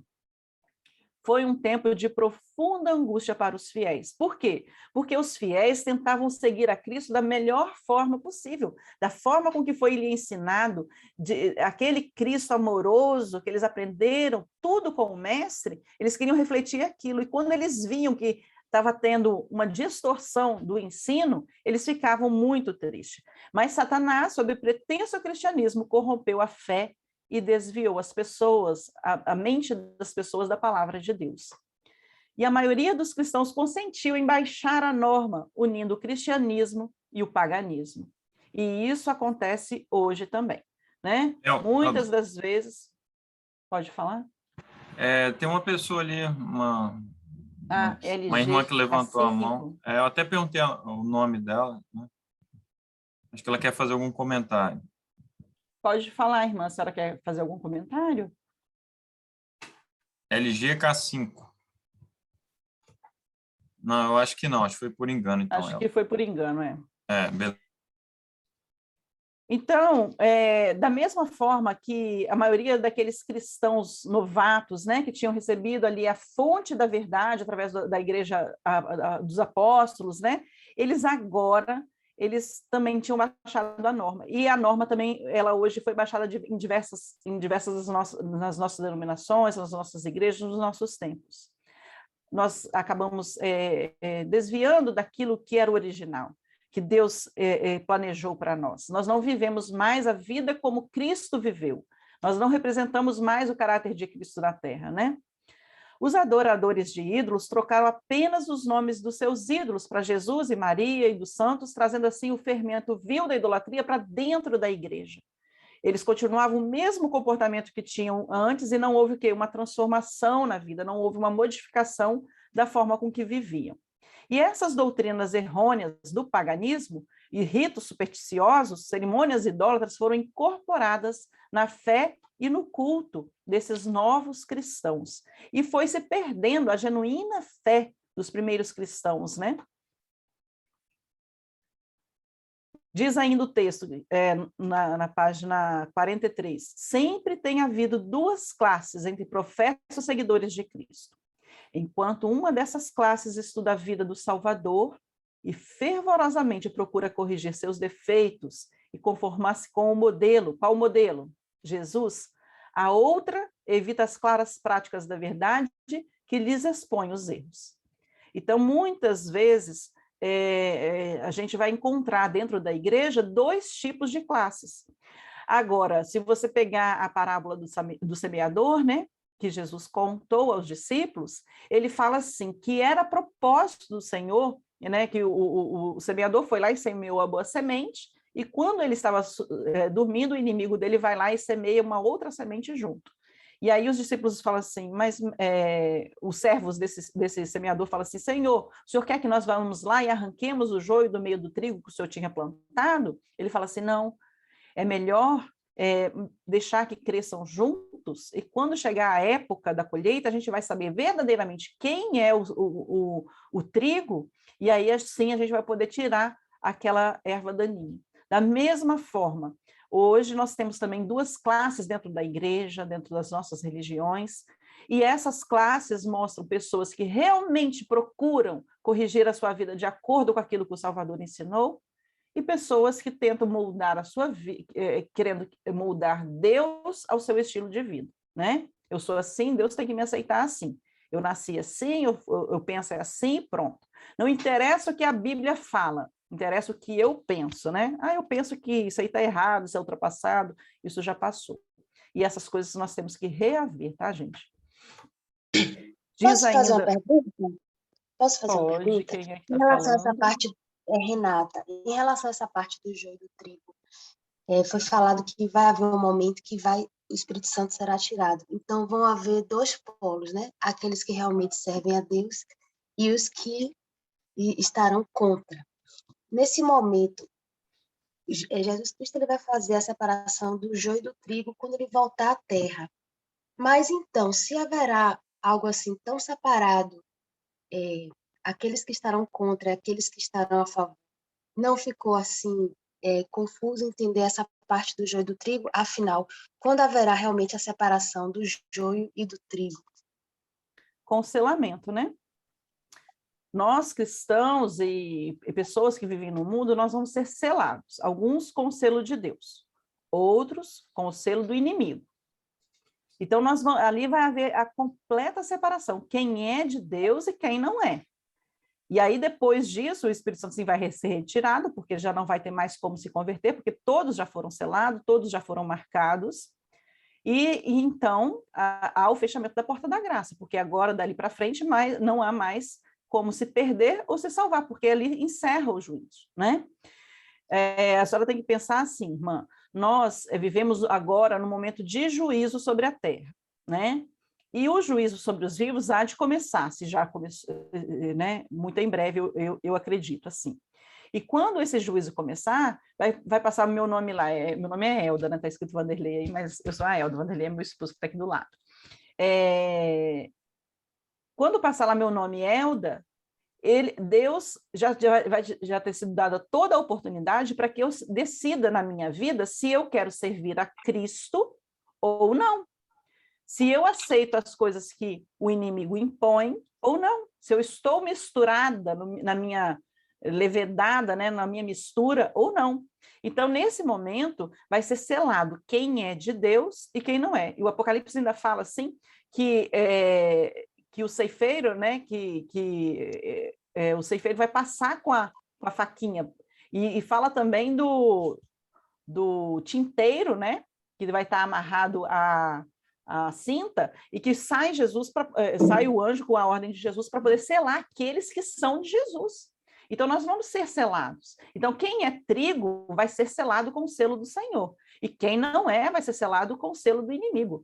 Né? Porque eles também têm um sinal que vai ser na testa, por você adorar a besta e a sua imagem, ou um sinal que vai ser dado na mão, por você aceitar. Tipo assim, eu não adoro a besta, não, mas isso que ela faz é muito legal, eu apoio, ela tem todo o meu apoio, né? Como se você desse as mãos. Por isso que o selo é nas mãos. Ou na testa, porque você adora a besta e a sua imagem, ou porque você aceita o que a besta e a sua imagem faz. Então, vai ser aí selado e separado o povo, né? As duas classes, que é uma de Deus e outra do inimigo. Conseguiu compreender, irmão? Obrigada, a gente vai ter que ter muito cuidado, né, para não ser condescendente, né, coisas que não são de Deus, né? É verdade. Nós temos que nos preparar agora. Esse é o momento que nós temos para nos decidirmos, né, de qual lado passaremos a nossa eternidade. Então, aqui no página 43, ainda diz assim: nosso Salvador, ele ensinou que os que voluntariamente condescendem com o pecado não devem ser recebidos na igreja. Todavia, ligou a si homens que eram falhos de caráter e concedeu-lhes os benefícios de seus ensinos e exemplos, para que tivessem a oportunidade de ver seus erros e corrigi-los. Olha, notem bem, nós não devemos condescender com o pecado. Se nós... como é que volta? Se nós condescendemos com o nosso pecado, nós estamos no terreno do inimigo. Então, quando Jesus nos chama, ele chama pessoas com falhas de caráter. Eu tenho falhas de caráter, os discípulos tiveram, a Bíblia toda, ela conta, ela não deixa de contar as falhas de caráter que as pessoas tiveram. Mas Jesus nos dá o benefício de seus ensinos e exemplos para que tivéssemos a oportunidade de ver os nossos erros e corrigi-los. Então, o exemplo que Jesus vem... Ele é um Deus, sendo Deus, Filho de Deus, ele desce na terra, vive como nós e nos deixa o exemplo. E além disso, Jesus ele vai muito além, porque ele diz assim que ele é quem efetua nós tanto querer quanto efetuar. Então, quando nós nos desposamos nas mãos de Jesus, ele faz a obra em nós, né? Nós não temos condições, eu não tenho condições de lutar contra Satanás, né? Sou falha, sou pecadora, mas quando Cristo vive em mim, e eu permito que ele viva em mim, ele faz essa obra por mim. Então, o momento para que a gente tem para corrigir esses erros é agora. Diz ainda na página 44, o seguinte: os apóstolos encontraram na igreja pessoas que professavam piedade, mas acariciavam a iniquidade. E cita lá o exemplo de Ananias e Safira. Ananias e Safira foram um casal que eles se propuseram, né, a participar da igreja primitiva, e ali eles tinham tudo em comum, compartilhavam tudo em comum. E, de repente, eles oferecem um terreno que eles tinham para poder ajudar ali aos irmãos que estavam vivendo tudo, tendo tudo em comum. E quando eles viram que tipo assim, Deus estava abençoando eles, iriam conseguir vender fácil o terreno, eles aumentaram o preço e tiraram um pouco para eles, né? Então, ali houve o quê? Acariciava a iniquidade. Eles falavam, parecia que eram muito bondosos, porque estavam doando o terreno, doando a venda, né? O dinheiro da venda do terreno para a igreja primitiva, e, no entanto, eles estavam tentando enganar, tipo assim, não, a gente vai guardar um pouquinho para nós. Muitas vezes acontece conosco também, né? Nós também queremos acariciar a iniquidade. Às vezes, nós não somos fiéis nos nossos dízimos, nas nossas ofertas, nas bênçãos que Deus dá para nós. E isso a gente tem que olhar e aonde está guardado o nosso coração. Tem pessoas que são muito apegadas aos bens materiais, não têm coragem de desfazer de nada do que têm, tentam possuir cada dia mais, não tem uma saciedade, um fim, e isso não é o que Jesus espera de nós. Jesus nunca teve esse desejo na Terra, o caráter dele nunca foi assim, e nós temos que ter um caráter semelhante de Jesus, então devemos procurar isso, né? Diz aqui ainda, enquanto durou a perseguição, a igreja permaneceu comparativamente pura.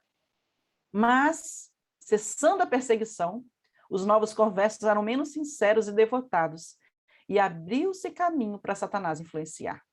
Então, quando eles estavam passando ali por aquelas provações, por açoites, por perseguições, por mortes, a igreja estava pura, porque o sentimento de tipo assim, é um prazer morrer pelo Cristo que eu defendo, que eu sigo.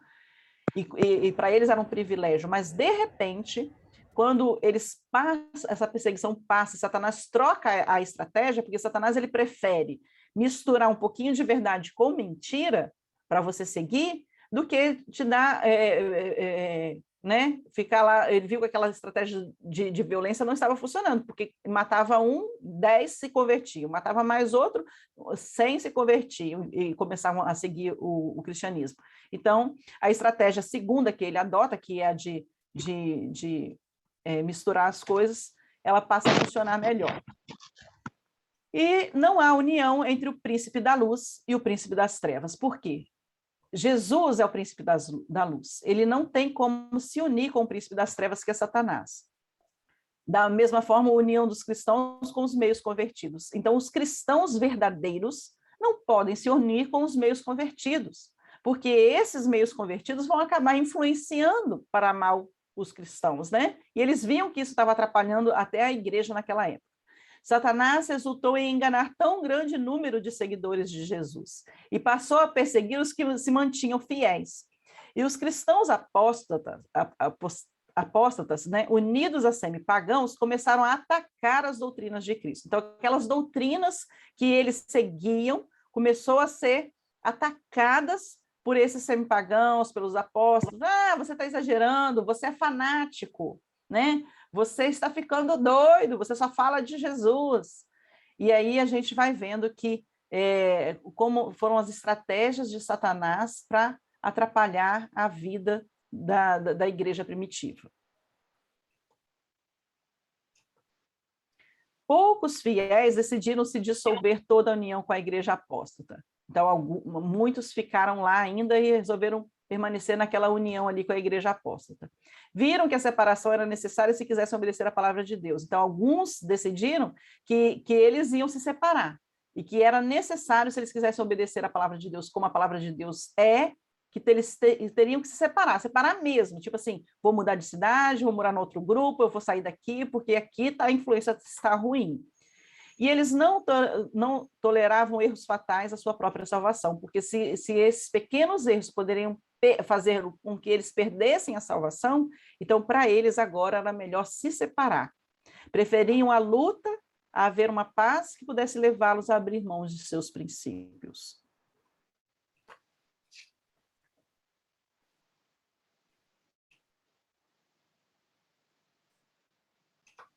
Aqui na página 46, o Seurat diz assim: bom seria à igreja e ao mundo se os princípios que atuavam naquelas almas inabaláveis revivessem no coração do professo povo de Deus, porque ali tinha muitas pessoas que tinham se convertido.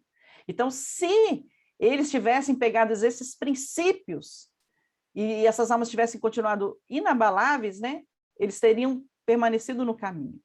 Diz assim: a alarmante indiferença em relação às doutrinas que são as colunas da fé cristã. Ganha terreno a opinião de que, em última análise, não são de importância vital.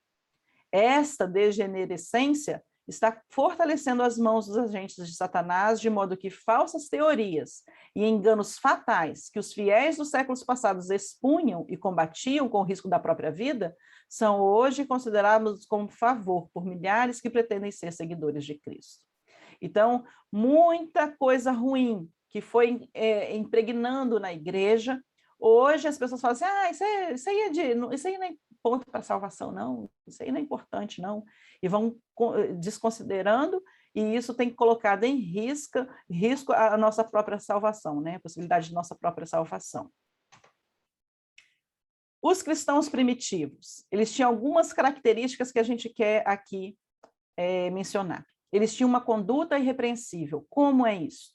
Da mesma forma que eu ajo na minha casa, que eu ajo com meus familiares, eu ajo em qualquer lugar. A minha conduta ninguém pode falar. Então, eles tinham uma conduta irrepreensível, uma fé invariável, eles criam naquilo e não mudava, eles sabiam que estava alicerçada a fé deles. Então, por exemplo, a nossa igreja hoje, a Igreja Adventista do Sétimo Dia, ela tem hoje 28 doutrinas, que são bases nas quais nós cremos. E nós precisamos conhecer profundamente o que significa cada uma delas e estar com a fé firmada ali, porque são doutrinas bíblicas, né? Tem embasamento bíblico, então a nossa fé tem que estar invariável ali. Não pode chegar uma pessoa e falar assim, mas o dia, por exemplo, vamos citar o sábado, né? Porque é a questão que mais, uma das questões que mais nos diferencia do restante do povo, né? Por exemplo, a questão do sábado. Mas quando Jesus ressuscitou, ele passou, o domingo passou o seu dia de guarda. Sim, mas aonde está escrito isso na Bíblia? Então, nós, como adventistas do sétimo dia, temos que saber que não há isso na Bíblia, né? Ou nós, como cristãos, devemos saber o que está escrito na Bíblia. Por exemplo, a imortalidade da alma, né? Imortalidade da alma. A Bíblia diz o quê? Que toda alma que pecar, essa morrerá. Então, a nossa fé ela tem que estar baseada naquilo que está escrito na Bíblia. Os cristãos primitivos, eles eram poucos, não tinham riqueza, não tinham posições ou títulos. Muitas das vezes, principalmente aqui na nossa terra, aqui, né, eu moro aqui no Espírito Santo, eu sou mineira, mas eu moro aqui no Espírito Santo, desde que nasci. Aqui a gente tem muito disso, assim, do tipo assim, você é de que família? Você é lá de tal lugar? Você é de qual família? Né? E isso é uma posição, né? A posição sua. Ou, por exemplo, ser funcionário público, você qual cargo lá dentro? Eu sou escrivã de polícia. Nossa, muito importante. É importante esses títulos só para essa terra, né?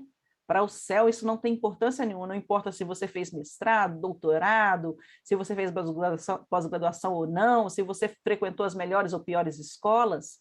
Para ser cristão é só ser seguidor de Jesus, é saber o que está escrito na palavra e aprender a cada dia mais. E Deus, a cada momento, ele vai acrescentando. Não adianta uma pessoa achar assim, que vai pegar a Bíblia hoje, vai ler e vai sair daqui assim, expert na Bíblia. Deus ele vai te dando as lições aos poucos, né? Como se fosse um bebê, né? O bebê ele vai bebendo leitinho, depois ele vai entrando nos líquidos, depois nas papinhas, e assim ele vai aprendendo a comer.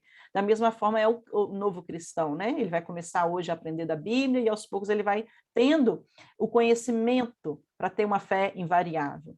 E os cristãos primitivos, eles eram odiados pelos ímpios. Claro que eram odiados, porque...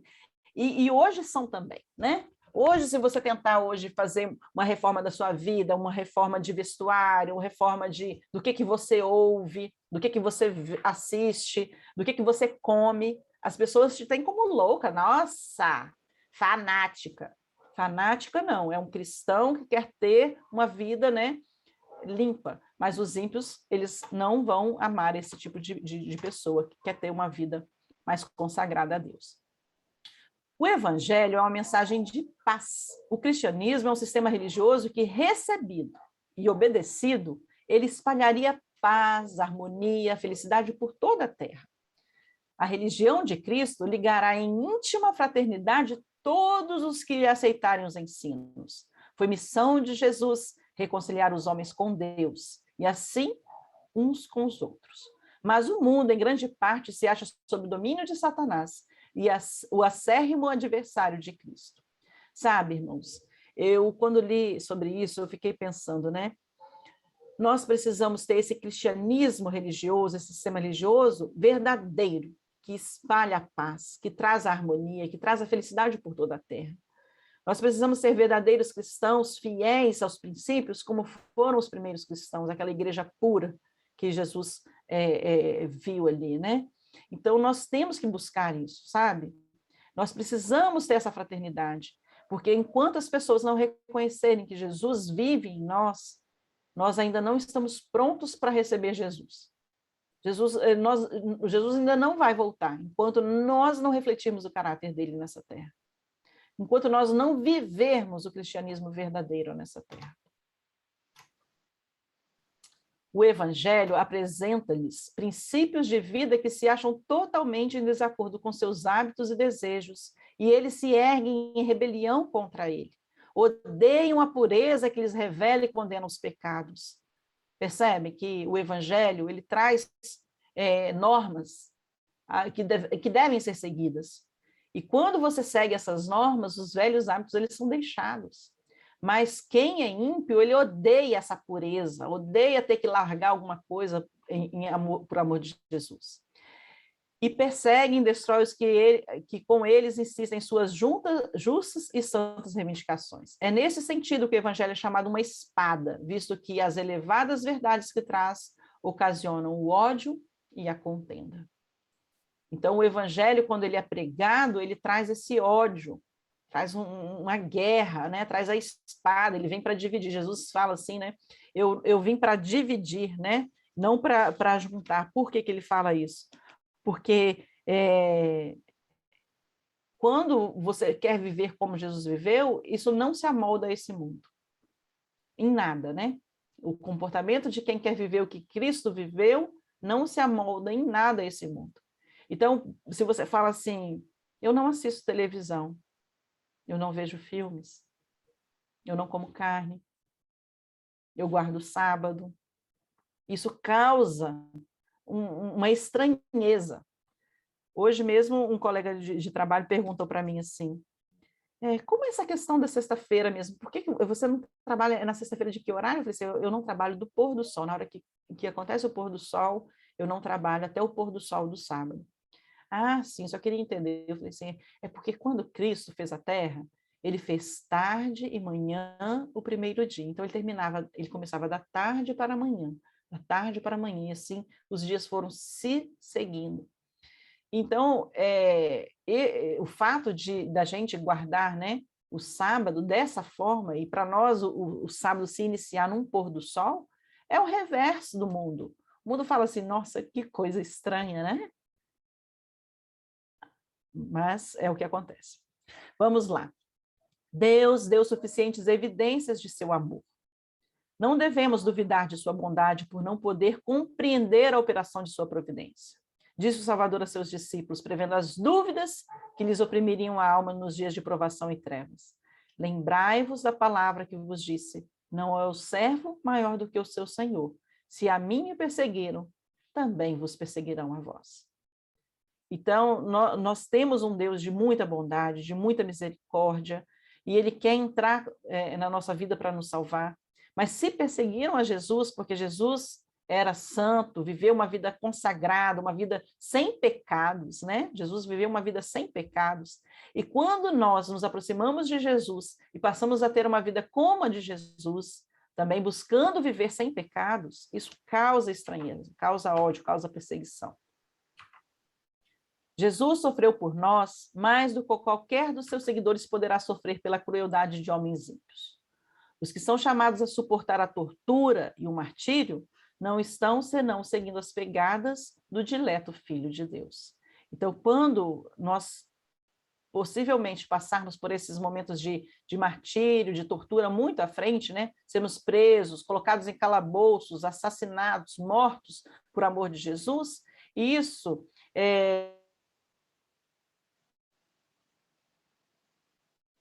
os justos são postos na fornalha da aflição, para que eles próprios possam ser purificados, para que seu exemplo possa convencer a outros da realidade da fé e piedade, e também para que sua coerente conduta possa condenar os ímpios e incrédulos. Apressa-se o dia de sua vingança, no qual todos os que transgrediram a lei divina e oprimiram o povo de Deus receberão a justa recompensa de suas ações, em que todo ato de crueldade e injustiça para com os fiéis será punido, como se fosse feito ao próprio Cristo. Irmãos, então, esse capítulo sobre o valor dos mártires mostra-nos que, apesar dos sofrimentos que muitos já passaram por amor a Cristo, principalmente os primeiros cristãos, e muitos de nós passaremos também por amor a Cristo, nós teremos a nossa recompensa no céu. E quem perseguir e foi cruel, eles também serão punidos, né, pelo aquilo que fizeram, de acordo com o que fizeram. O apóstolo Paulo declara que todos os que piamente querem viver em Cristo Jesus padecerão perseguições. Porque pois, que a perseguição em grande parte parece adormentada nesse momento, né? Não parece que ninguém está sendo perseguido, parece que está tudo bem, está tudo certinho. A única razão é que a igreja se conformou com a norma do mundo e, portanto, não suscita oposição. É como eu falei, né? A igreja primitiva ela era pura, ela não se misturava com as outras coisas. E hoje, se está a perseguição, não há perseguição dentro da igreja hoje, a única razão é porque a igreja se conformou com a norma do mundo. Diz aqui que a religião que em nosso tempo prevalece não é a do caráter puro e santo que assinalou a fé cristã nos dias de Cristo e seus apóstolos. O texto continua aqui ainda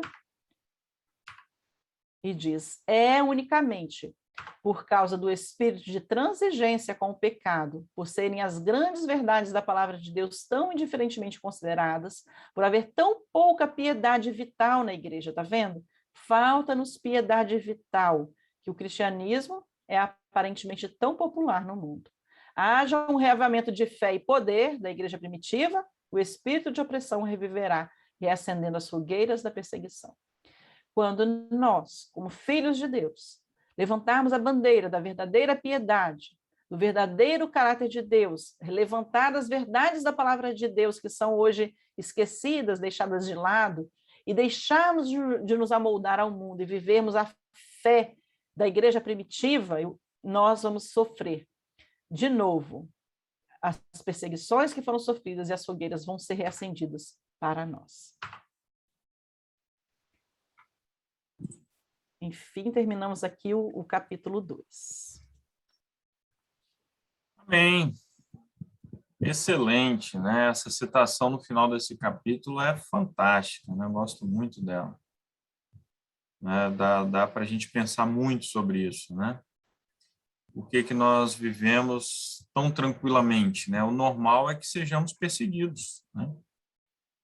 E todos aqueles que querem viver piamente padecerão perseguições, né? É uma certeza, não é uma possibilidade, né? A Bíblia coloca como uma certeza, vão padecer perseguições, né? E possamos refletir sobre isso, né, irmãos? Bem, estamos terminando aí no bom horário, né? 8h30. Alguém tem algum comentário, alguma consideração a fazer?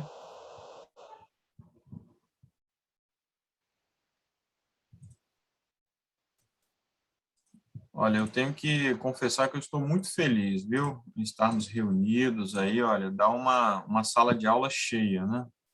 35 participantes, chegou a um pico de 38 participantes. Eu também gostei muito, me edificou bastante, eu estou gostando demais. Que bênção. Aqui a LGK5, ela comenta assim que ela perdeu um curso porque o professor tinha preconceito com adventistas, até hoje eu me pergunto o porquê disso. Deixa eu só dar um testemunho, né? Eu sou escrivã da Polícia Civil aqui do Estado do Espírito Santo. E antes de ser escrivã, eu era guarda municipal do município de Vitória. E nesses dois locais eu tive problema com o sábado. Deus, às vezes, ele nos permite passar por momentos assim, até dificultosos, para que nós saibamos verdadeiramente defender a nossa fé. Então, no primeiro, eu levei um processo, na Guarda Municipal, eu cheguei a levar um processo administrativo, que a gente chama, né? É um procedimento para você responder na corregedoria, do motivo de eu ter faltado. Eu faltei, né? Ao trabalho, porque eu fui escalada no sábado, eu pedi antes uma permuta, eu tinha uma pessoa para permutar, e eles, por causa do motivo religioso, não aceitaram a minha permuta. Mas eu me mantive firme, eu fui para a igreja, meus chefes me ligaram, você está ficando doida, você é concursado, você está em estágio probatório, você vai perder seu emprego. E para mim, mais valia a minha salvação do que aquele emprego. Falei, se eu tiver que perder, eu vou perder em nome do Jesus que eu creio. E aquele procedimento continuou, né? Eu tive que responder, ele poderia até me dar uma falta injustificada no serviço de guarda municipal, daria até uma punição com com expulsão, né, da guarda, ainda mais que eu estava em estágio probatório. Mas eu fiz as minhas alegações e aleguei que, inclusive, isso seria um crime, né, a gente chama de... Esqueci agora. Não, liberdade religiosa não, é o mesmo de quando ofende um negro. Racismo, é um crime de racismo, quando você deixa alguém de exercer um direito, que ela tem direito por causa de uma religião, ou de sexo, ou de cor, ou de religião, né? Então, eu aleguei que eles estavam cometendo racismo comigo, pelo fato de eu pertencer a uma religião e eles terem negado. E depois eu tive o mesmo problema na Polícia Civil, só que na Polícia Civil eu não cheguei a responder procedimento nenhum, nunca me levaram. Pelo contrário, eu tive um chefe maravilhoso que Deus colocou no meu caminho e a avó dele tinha sido adventista. Então eu tentava perguntar, não estava conseguindo, eu era plantonista, eu trabalhava de plantão, então sextas à noite, sábados à noite eu era escalada e eu tinha que ficar arranjando permuta para poder tentar trocar. Então, um chefe falou assim, por que você estava chorando hoje à tarde? Eu vi que você chorou ali na sala. Eu disse, não, porque eu não estava conseguindo alguém para trocar comigo e eu estou escalada na sexta-feira à noite, eu sou adventista. Você é adventista? Não, não fica triste, não precisa disso. De hoje em diante, eu nunca mais vou te escalar no sábado. Então, eu trabalhei 2 anos e meio num plantão sem ter que trabalhar nenhuma vez no sábado. Então, LG, às vezes acontece com a gente provas para Deus testar a nossa fé realmente verdadeira. Na Guarda Municipal, por exemplo, eu tinha mais 2 colegas que eram adventistas, e eles, na primeira prova que tiveram, eles cederam, e hoje nenhum dos 2 é adventista mais. É um lamento, entendeu? E eu espero, assim, irmãos, que verdadeiramente nós busquemos a verdadeira fé em que nós cremos, que nós baseamos no Deus que nós cremos e que nós temos essa convicção maravilhosa. A Sheina escreveu aqui que é a primeira vez que ela participa. Muito obrigada, Sheina. Manda um abraço para o Léo. Léo é meu braço direito lá na delegacia. Exato. Irmãos, lembrando que amanhã nós teremos a continuação, tá? Os capítulos 3 e 4. Amanhã, inclusive, nós teremos aí a participação da família Peregrina, né? Recomendo muito o canal deles no YouTube, uma história de fé também, um testemunho muito bonito. E aqueles irmãos que ainda não estão no nosso grupo no Telegram, basta enviar uma mensagem, eu coloquei ali o número no chat, tá bom? Porque é possível que você tenha recebido o convite assim no privado, né? Alguém que enviou, e aí isso pode falhar, né? A pessoa pode esquecer. Então, o ideal é que você esteja no grupo, tá certo? Cristina aí, ó, de Maceió, todos os irmãos aí. Então, só você me enviar uma mensagem, eu já incluí ali o Joel, né? Por isso que eu quero falar, né? Que ela é de Vitória, Espírito Santo. Porque Isso aí. tem vários estados. Exatamente, irmãos aí de vários estados, né? Muito bem. Não é um canal, não, é um grupo, né? Então, você me manda a mensagem, o número está ali em cima, certo? E eu te incluo lá, né? Que aí é mais seguro para você não perder os próximos estudos. Lembrando que os links são recorrentes. Então, por exemplo, esse link de hoje vai ser o mesmo link para você acessar na sexta-feira que vem, na outra sexta-feira e daí por diante. E o do sábado a mesma coisa. Vai se repetir até a gente concluir aí o estudo do grande conflito. Tá bom, irmãos? Então, que Deus nos abençoe, que tenhamos aí essa perseverança e convide mais amigos, né? Eu tenho certeza que esse estudo foi uma bênção para nós e vai ser uma bênção para outras pessoas também. Tá certo? Então, nós vamos concluir. Eu vou pedir aí o professor Hernani, né? A igreja lá de Taquara está nos acompanhando também, né? Os irmãos lá anunciaram lá na igreja. Gostaríamos de agradecer aí o apoio, né? Eu vou pedir, então, o irmão Hernani, o professor Hernani, que faça a oração. Pode ser, Hernani? Ok, posso sim. Vamos então curvar nossas frontes, fechar os nossos olhos e vamos orar a Deus. Querido Deus, bondoso Pai que estás nos céus, nós mais uma vez te agradecemos pela mensagem revelada a nós. Nós somos gratos a Ti pela Bíblia Sagrada, a qual é a tua palavra para nós, e agradecemos também pela a tua serva inspirada por ti, para nos trazer ainda mais detalhes da tua vontade para cada um de nós. Que essa bênção que nós recebemos hoje, através do estudo, do reestudo dos 2 primeiros capítulos do Grande Conflito, possam ser práticas vivas em nossas vidas e que nós possamos ensinar isso para as pessoas também.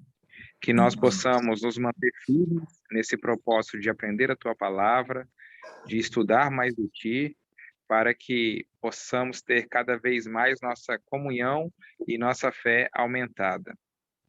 Muito obrigado por tudo, nos abençoe, nos dê um sábado santo na tua presença, é o que nós te pedimos, em nome de Jesus, amém. Amém.